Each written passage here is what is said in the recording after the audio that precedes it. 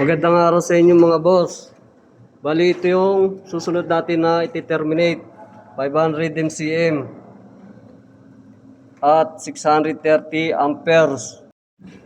Ayan mga boss. Bali ito na yung resulta sa termination natin ng wire. Ayan. Medyo malinis na rin siya tingnan. Yun nga lang, tagal lang talaga siya i-terminate. May katigasan din naman eh. Bali hindi pa nga pala tapos yan. Meron pa tayong iti-terminate sa load side. Pero sa ngayon, hindi muna iti-terminate yan kasi may kulang pa tayong pusing.